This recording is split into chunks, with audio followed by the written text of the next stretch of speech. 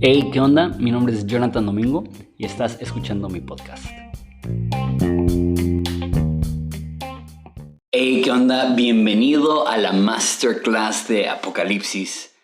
Si estás viendo esto en Patreon, quiero darte las gracias por apoyar ese proyecto, por apoyar a mi familia. La verdad es que le he invertido muchísimo tiempo a la preparación de esto y es un honor compartir lo que he aprendido contigo. Y también un poco más al futuro voy a subir únicamente este primer episodio, esa primera clase, como clase muestra a YouTube. Entonces, si estás viendo eso en YouTube más adelante, puedes acceder a esta clase en Patreon a partir de $10 al mes. Tienes acceso a todo el archivo de masterclasses que he dado. Entonces, eso incluye el día de hoy, Apocalipsis, la masterclass de la Biblia y de Romanos, pero voy a estar subiendo más. Entonces, si ves esto en 1 o 2 años, seguro van a haber muchas más masterclasses disponibles. Entonces, necesito ser preciso con mis palabras porque Apocalipsis es un libro tan polémico y con tantas posturas diferentes. Entonces, mi oración es que Dios me dé sabiduría para poder condensar mucho conocimiento de la forma más sencilla posible. Apocalipsis parece una película de terror. Pareciera una película dirigida por Quentin Tarantino. La primera vez que fui expuesto a ideas de Apocalipsis es cuando tenía 10 años. Un amigo abrió la Biblia, estábamos en la parte de atrás de un carro, abrió una Biblia y leyó de Apocalipsis 13, 1 y 2, que decía: Luego vi salir del mar a una bestia con 10 cuernos y 7 cabezas. En cada cuerno tenía una corona y en cada cabeza tenía un nombre escrito de un nombre que insultaba a Dios. La bestia era como un leopardo, con patas de oso, con boca de león. Y el dragón le dio a la bestia su poder, su trono y gran autoridad. Y aunque era hijo de pastor, ese versículo no me lo leyeron en la escuelita dominical. Y cuando me lo leyeron, me dio mucho miedo. Porque mi lógica era: esto viene en la Biblia, esto va a suceder tal cual. Y me lo imaginé como película de terror y empecé literal a temblar de miedo. No era como como ese miedo que de repente te puede como dar adrenalina. Era un pavor saber que la Biblia contenía un pasaje tan terrorífico como eso. Pero la pregunta es: ¿Apocalipsis realmente será como una historia de terror? Después de, como dije al principio, me he aventado en preparación para esta masterclass unas 100 horas en esos últimos cuantos meses de videos y de libros y de clases. Y en general es un libro que he considerado con cierta profundidad. Lo he enseñado en el Instituto Bíblico, lo enseñé en Horizonte en domingo. Entonces, tengo 13 años estudiando ese libro. Y la pregunta ¿es realmente Apocalipsis como una historia de terror que va a suceder en el futuro? Y mi respuesta es: no lo sé. No sé. Entonces, ¿por qué estoy dando esa masterclass? Porque aunque no tengo la certeza al 100% de saber cómo van a suceder las cosas que narra ese libro, lo que sí sé es que en cosas que no han sucedido aún, mi mentalidad es creer lo peor. Entonces, yo me quiero preparar como si realmente estas copas de la ira, estas trompetas de la ira de Dios realmente van a suceder, con los simbolismos siendo muy realistas, a tener una postura que diga: no, realmente es únicamente como alegórico y simbólico. Esa no es la postura que quiero tener de Apocalipsis. La postura que quiero tener de Apocalipsis es estar preparado para lo peor. Entonces, en cuanto a la teología de Apocalipsis, hay una diferencia gigante entre la teología general y la teología específica. La teología general, de hecho, hay muchísimas áreas donde están de acuerdo las personas. De hecho, la idea de que Jesús va a regresar a juzgar a los vivos y a los muertos es algo que prácticamente todos los que se profesan cristianos creen. Y si no lo crees, no eres cristiano, porque en el credo de los apóstoles, una de las cosas que creemos que son vitales para nuestro cristianismo es que Jesús va a regresar a juzgar a los vivos y a los muertos. Por cada mención que hay en el Nuevo Testamento de la muerte de Jesús, hay 2 menciones de su segunda venida. Si vemos la importancia meramente por repeticiones, la doctrina más importante del Nuevo Testamento es la segunda venida de Jesús, y prácticamente cualquier persona que se llama cristiano cree que Dios va a enviar a Jesús, que Jesús va a regresar a juzgar a los vivos y a los muertos. Muchas personas dicen del cristianismo, es que no se ponen de acuerdo en nada. En esta área sí. Esa es la enseñanza principal de Apocalipsis. Apocalipsis es la revelación de Jesucristo, que Jesús va a regresar y todo ojo le verá. Eso es algo que el cristianismo en general cree. Ahora, los detalles es donde hay polémica. Y Apocalipsis, no hay ningún libro como Apocalipsis. ¿Por qué? Porque dependiendo de tu postura, se convierte en un filtro por el cual ves el libro. Y hay 4 posturas principales, y obviamente esas se derivan en muchísimas más. Pero de estas 4 posturas principales tienen perspectivas absolutamente diferentes de los detalles del libro. Entonces, cada una de estas 4 posturas tienen a personas que son genios que creen así. Y porque son genios, y muchos de ellos tienen un interés muy grande por defender su postura, realmente van a darle mucha lógica a lo que enseñan. Entonces, literal, si tú fueras 100% objetivo, sin influencia, y vieras la primera postura, dirías, sí, eso tiene mucho sentido, así debe ser el Apocalipsis. Y si luego otra persona te dice la segunda postura, dices, sí.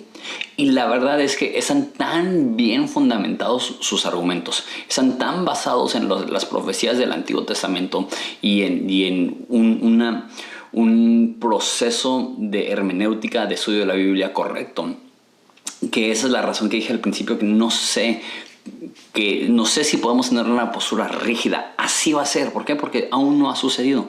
Y en la primera venida de Jesús, todos los teólogos pensaban que iba a venir de cierta forma y no vino de esa forma. Entonces podemos estudiar y hacer nuestras listas y hacer nuestras tablas y hacer nuestros cálculos, y Dios va a decir, chido por ti, pero así no va a ser. Entonces, sí debemos de esforzarnos por aprender y estudiar, pero sabiendo que el espíritu correcto al ver la Biblia podría estar mal. Eso es humildad. Y más cuando hay 4 posturas que son tan diferentes, que hay tantos cristianos que aman a Dios, que son altamente inteligentes, que han invertido sus vidas a estudiar esto. Si tienen posturas diferentes, debemos decir, ok, podría estar mal y él podría estar bien. Sin embargo, sí desarrollar una postura personal. A lo largo de esta clase, eventualmente les daré mi postura personal. Y sí, voy a dar, al decir las 4 posturas, sí les voy a decir cuál es la postura en la cual se va a inclinar esta clase. Okay. Entonces, las 4 posturas.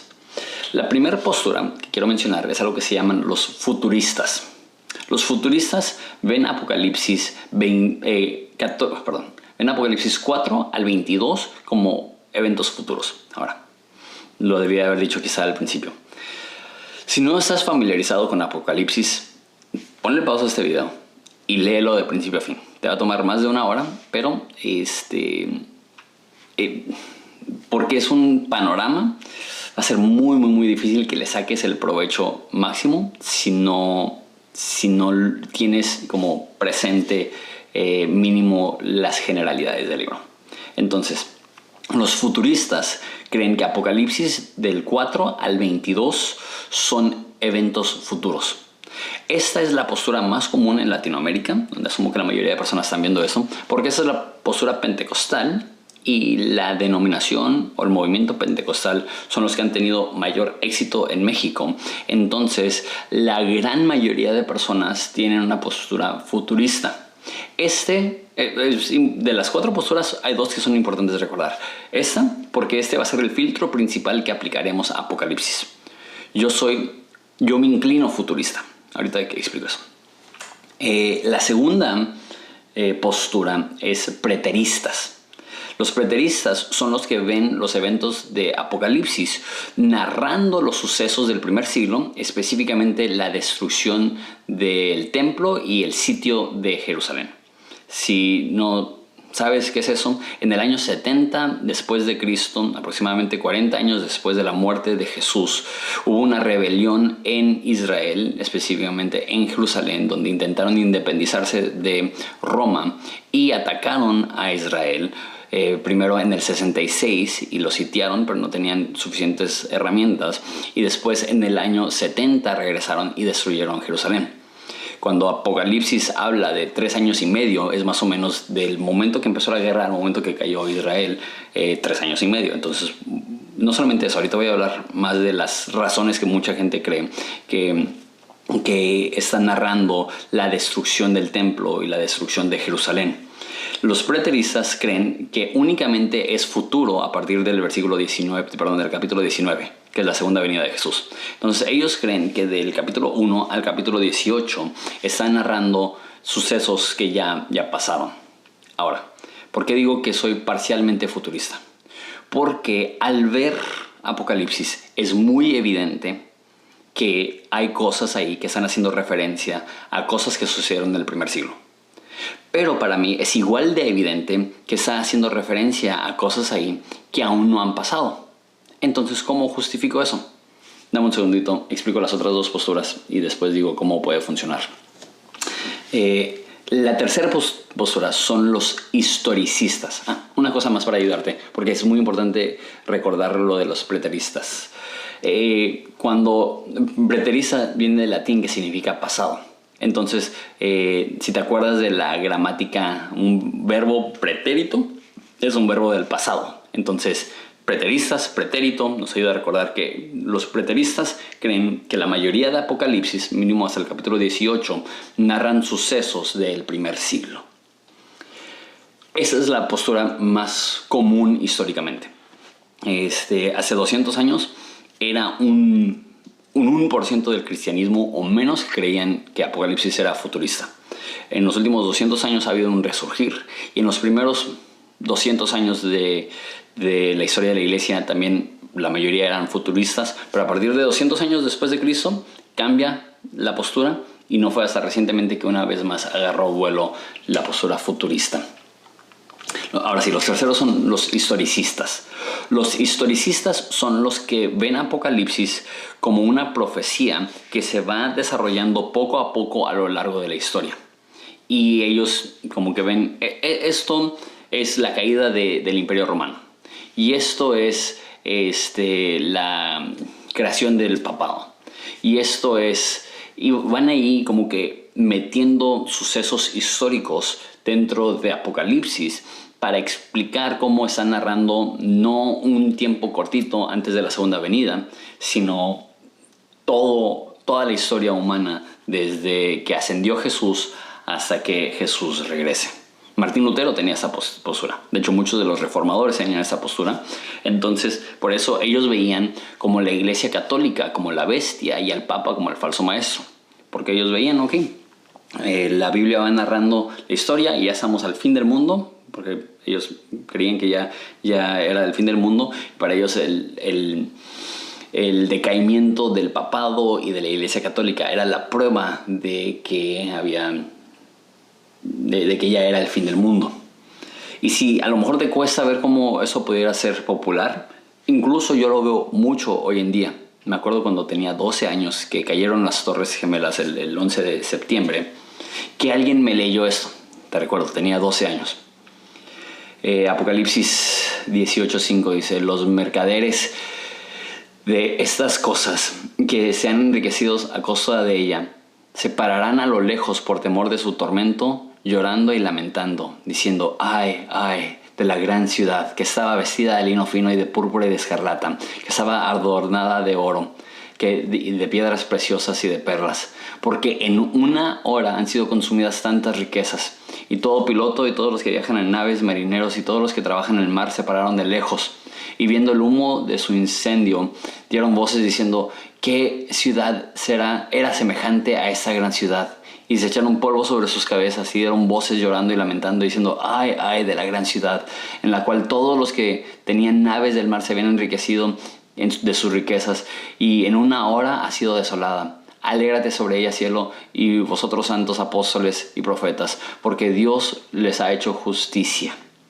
Entonces, ves eso y pues, pareciera ser una escena del 9 de septiembre con personas en el mar.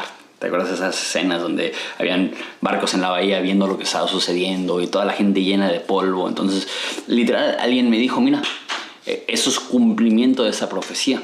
Y al principio, pues yo no sabía nada de Apocalipsis y decía, wow, o sea, Apocalipsis sí está prediciendo eventos que están sucediendo hoy en día. Ahora veo eso y digo, no creo, o sea, una vez más, el espíritu correcto con el cual vemos Apocalipsis es que tenemos que saber que a lo mejor estamos equivocados, pero no creo que eso está narrando la destrucción de las Torres Gemelas. Entonces, en mi opinión, esa es la postura que tiene menos respaldo. Y perdón Martín Lutero y perdón todas las personas que creen eso, pero en mi opinión, eso es lo que ha creado más cosas raras, como personas que ven a Bill Gates y dicen, será uno de los 4 jinetes y cosas así que ya rayan en lo muy extraño y en... Todo de Apocalipsis tiene especulación, pero eso ya entra a una especulación mayor. La cuarta postura para ver Apocalipsis es la postura alegórica. Esa es la postura que hizo famosa San Agustín y que fue la postura principal en la iglesia por 1000 años. La postura alegórica prácticamente dice, no alcanzamos a entender los simbolismos de Apocalipsis, pero Apocalipsis es importantísimo para nuestra vida.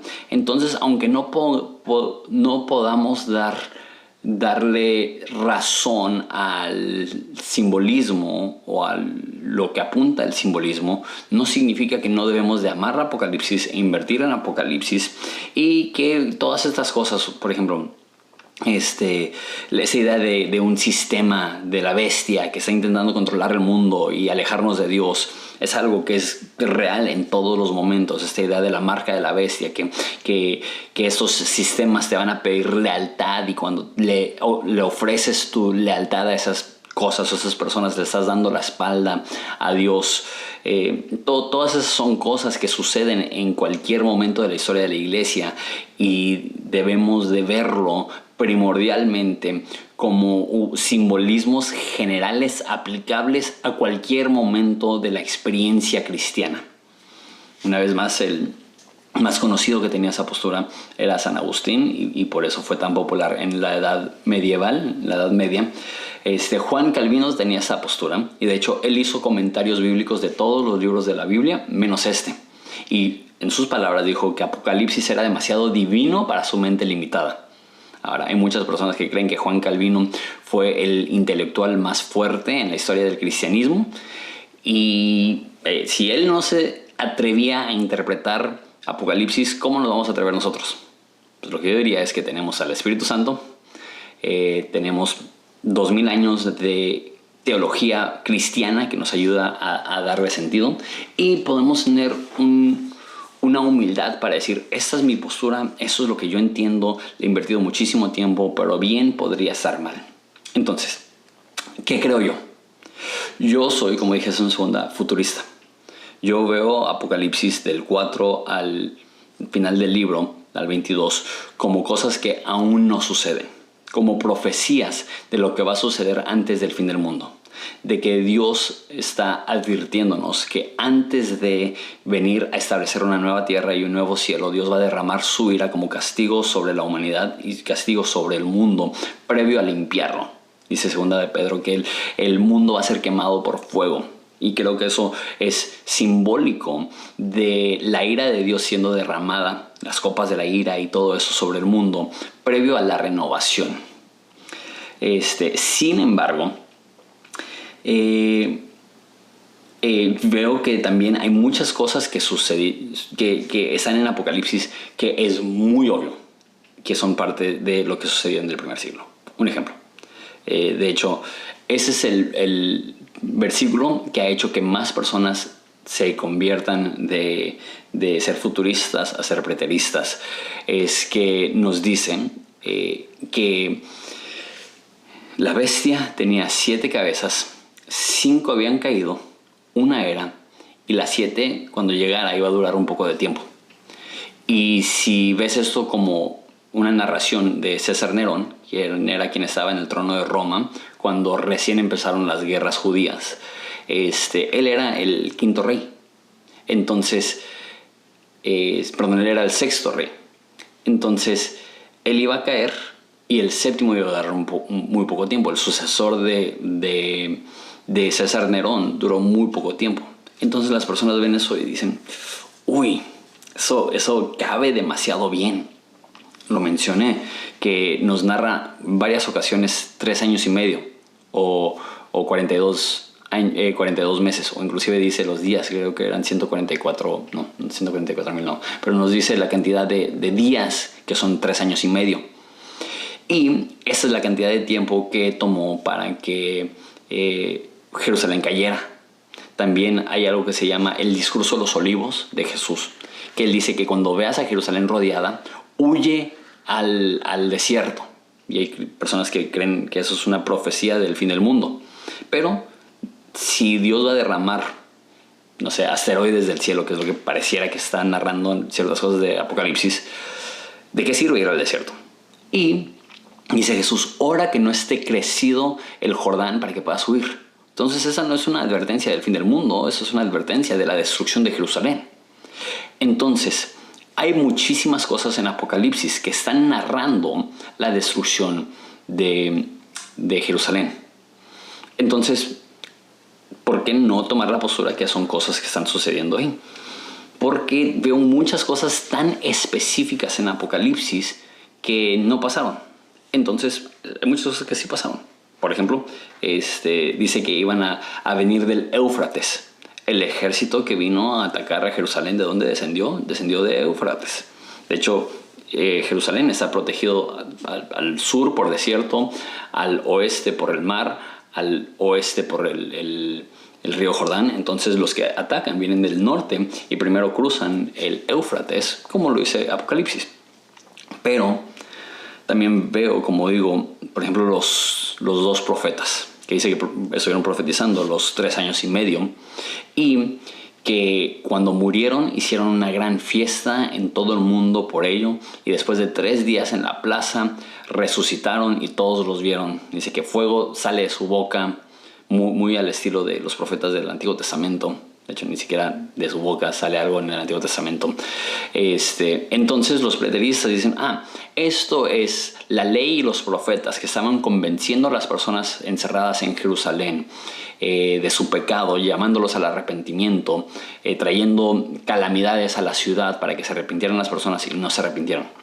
Ok, entiendo cómo si tú crees que todo lo que sucedió en Apocalipsis hasta el capítulo 18 narran cosas del primer siglo, como tienes que forzarlo. Pero no es necesario forzarlo. O sea, normalmente es algo así de específico, no es tan alegórico, no es tan simbólico. Una vez más, quiero simplificar. Hay muchas cosas en Apocalipsis que Apocalipsis explica. Al principio dice que Jesús está en medio de los candelabros y luego dice que los candelabros son las iglesias. Entonces dice que tiene en sus manos 7 estrellas y las 7 estrellas son los 7 ángeles de las iglesias. Entonces hay muchas cosas que evidentemente son simbólicas. El hecho que la bestia sale del mar. Nos dice, el mar son las muchedumbres y es el gentío. Entonces hay muchas cosas que nos explican, pero ¿por qué dar cosas tan específicas si no quería que en algún momento personas estuvieran leyendo el libro de Apocalipsis y ver a 2 profetas que estaban profetizando en contra de un pueblo que mueren y resucitan? ¿Por qué la necesidad de forzarlo? Y entiendo por qué. Porque necesitan que su postura tenga sentido.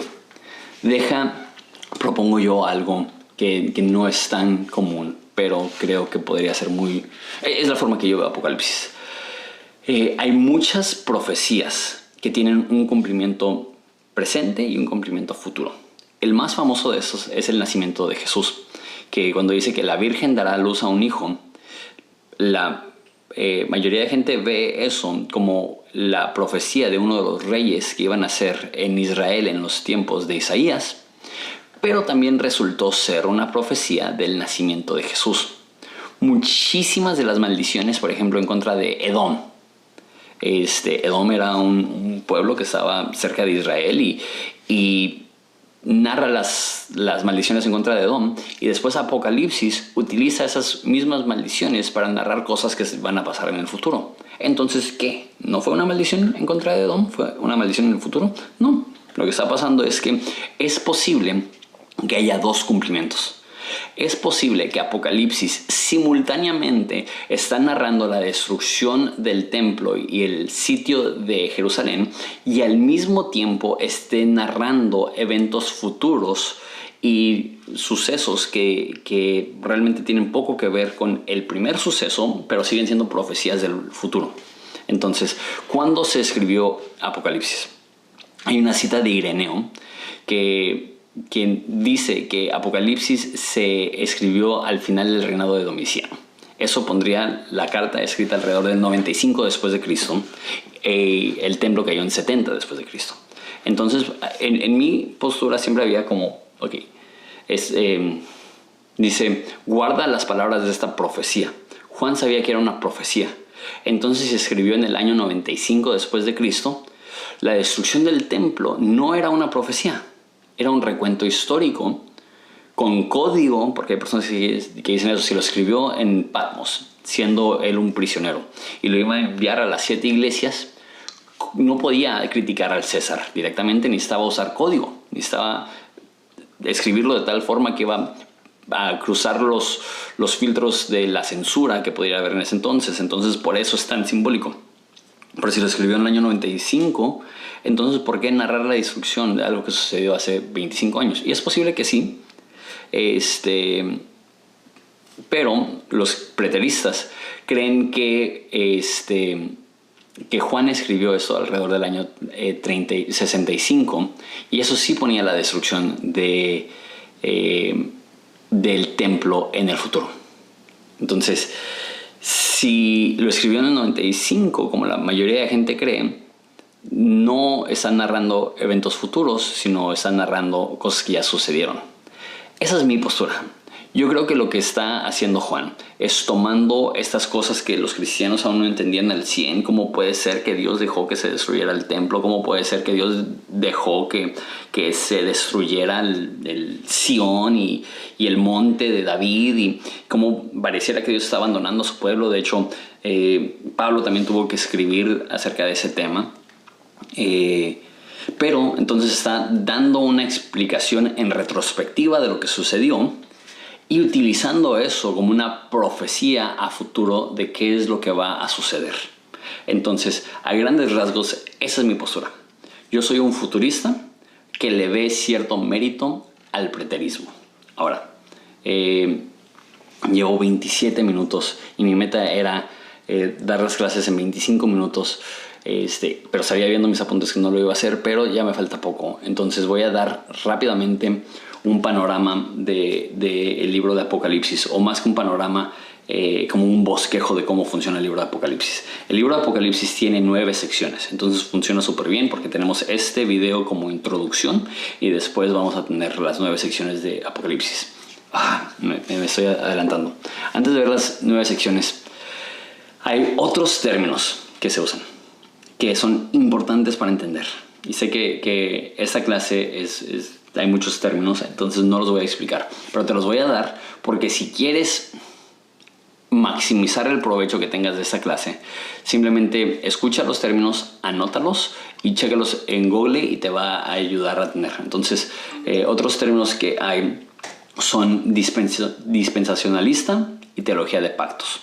Dispensacionalista suelen ser los que creen en futurismo, y teología de pactos suelen ser preteristas, pero mucho más complejo que eso, y lo voy a explicar más adelante conforme vayan saliendo esos temas. El otro es amilenialista, postmilenialista o premilenialista. Eso tiene que ver con la postura que tienen las personas del milenio, lo que se narra en el capítulo 19. Entonces, y la otra es pretribulacionista, posttribulacionista o media tribulacionista. Esos términos los voy a explicar cuando surjan los versículos polémicos a estos. Pero una vez más, si quieres darte un tiempo para considerar esos términos, te va a ayudar muchísimo. Y ahora sí, las 9 secciones de Apocalipsis. La primera sección es la revelación de Jesús a las iglesias. Del capítulo 1 al 3 el capítulo 1 es Jesús revelándose a Juan. El capítulo 2 y 3 es Dios dándole un mensaje a Juan para llevar a las iglesias. Esas son iglesias que existían en ese entonces y son como las cartas de Pablo. Esas son las cartas de Jesús, escritas por Juan a esas 7 iglesias. La segunda sección es la escena en el cielo. Eso es el capítulo 4 y 5. Eso nos narra cómo es la adoración en el cielo. La tercera sección es el capítulo 6, que son los 7 sellos. Después hay sellos y después paréntesis y después trompetas y después paréntesis y después copas y después paréntesis. Hay juicios y luego se detiene a dar más información. Entonces los 7 sellos son el capítulo 6 y el primer paréntesis es el capítulo 7, que nos narra los 144,000 sellados. La quinta sección son las 7 trompetas y eso es capítulo 8 y 9. Y después la sexta sección es un paréntesis largo que nos habla de la mujer, de la bestia. Eso es del capítulo 10 al capítulo 15. Ahí nos narra también los 2 profetas y nos narra la caída de Satanás del cielo. Un chorro de cosas que al parecer rompen con el orden cronológico, si es que lo es cronológico. La séptima sección son las 7 copas. Eso es el capítulo 16. La octava sección es el tercer paréntesis, que es Babilonia, tanto espiritual como comercial. Eso es capítulo 17 y 18.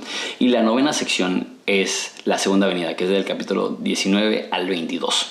¿Cómo le vamos a hacer para ver todo en 9 clases? No lo sé, pero lo que me da paz es que sé que la clase de hoy se escuchó complicado, pero simplemente es para dar parámetros de cómo vamos a estar viendo el libro. Pero cuando lo vemos como resumen y lo vemos como panorama, creo que va a ser, lejos de ser difícil de entender, va a ser muchísimo más fácil de entender. Ese es mi compromiso contigo.